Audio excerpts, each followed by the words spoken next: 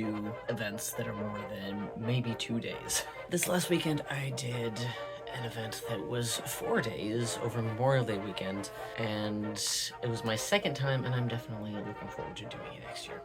If you're ever in the area of Seattle in the end of May, I definitely recommend going to the Pacific Northwest Folklife Festival. And this video isn't really like a promo for all of what that entails, but it's good vibes. I actually marginally prefer it over doing Pride events, but it does make me so tired.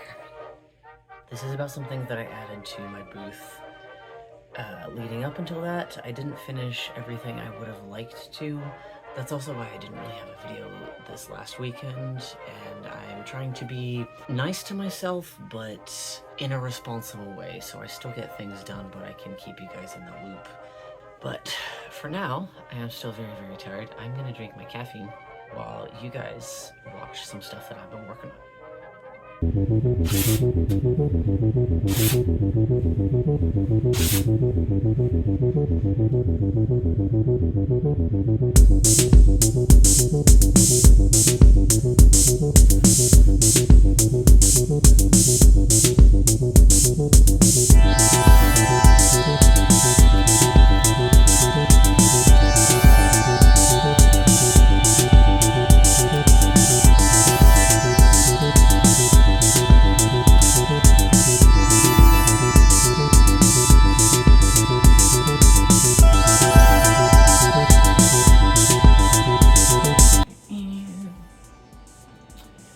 So this is taking longer than I thought.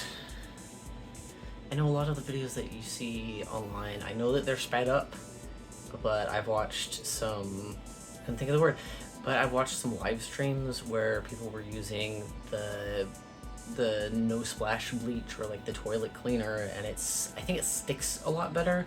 It's just watery, and so it's kind of traveling and not condensing into the single line that I'm doing, and I'm accounting for it, but that's why it kind of needs to settle a little bit before I continue working on it.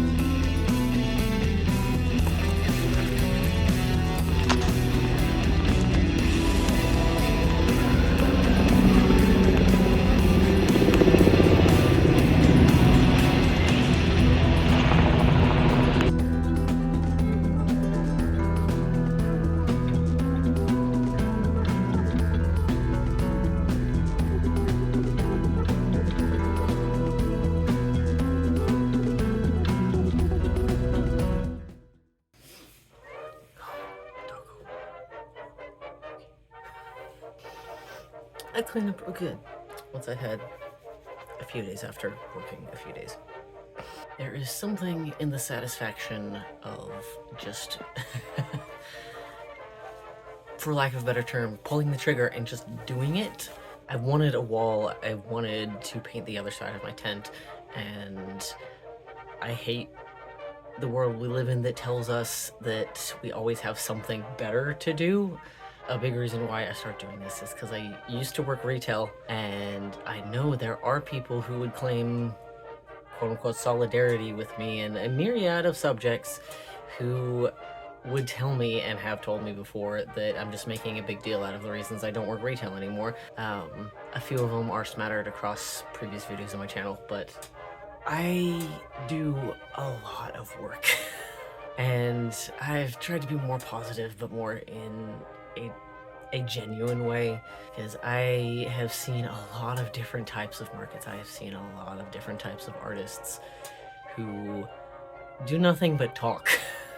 And I cannot change them unless there's a very specific opportunity to say something.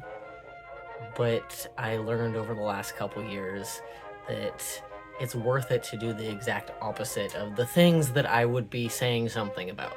I think one big reason that I have hesitated being more active on YouTube in the past is I have seen people get sucked in, and it's just another type of social media, and people get so sucked in with attention for the wrong reasons.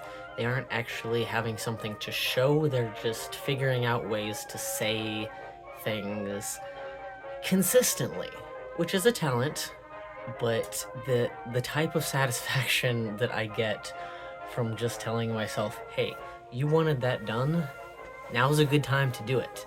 And I do know some of that is kind of tapping into the ADHD impulsivity, but it's flooring the gas and just getting something done, getting to a place I want to be, but also maintaining the brakes so it's has steering. And I also use weird analogies, that's fine.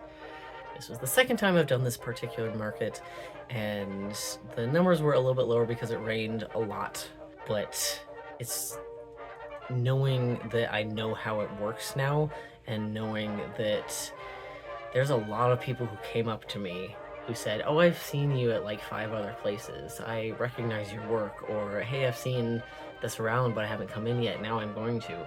Not a lot of artists of any medium are allowed to get to that point, whether it's friends that suddenly are a little irritated that someone's taking it seriously, or parents or other friends who didn't realize that you were actually going to take it seriously, so they're trying to... I cannot think of the name of the comedian who this quote comes from, because I keep wanting to say Dylan O'Brien, and it's not. But I think he might be Irish. But it's something to the effect of, people will always try to tear you down with small, innocuous sounding phrases like, be realistic. Because what that really means is, I don't want to support you finding out a way to make this work. Come back into the borders and stop exploring so much. I do feel like this year is going to have some major changes and progress toward where I want to be with my work in general. Part of that being more consistency on YouTube. I would rather do a lot of things my way than just a couple things and then I'm just ripped off by Timo or whatever it is. I don't have a glowing opinion of the average human being. I'm gonna own that. But I do like when people are taking initiative and they actually tell me if they've seen my work before, and they let themselves have a sense of wonder and look again at something that sparked their curiosity and get excited, because it's not just about the object in their hands, but there's a new nugget of energy that they can take a look at. Anyway, this last weekend was I could not have done it without my partner. I rarely do huge events like that, and over time I would really like to do just the occasional big event. I don't want to have to do, like, tie up every single weekend in just smaller things. Like I said, I feel like this year is gonna have some interesting changes in it. I can kind of feel some threads unraveling to reveal what's behind. If you would like to go with me on seeing what's behind there, I try to post every Saturday, and when I don't, I usually post the reason on the community tab. The more people are here watching, the more I have positive pressure to actually keep the schedule, but also figure out some things that will kind of poke your brain a little bit more. And the more I'm doing in my shop that's going according to plan, the more time I have to do videos and some weirder, more offbeat stuff that has been kicking around in my head for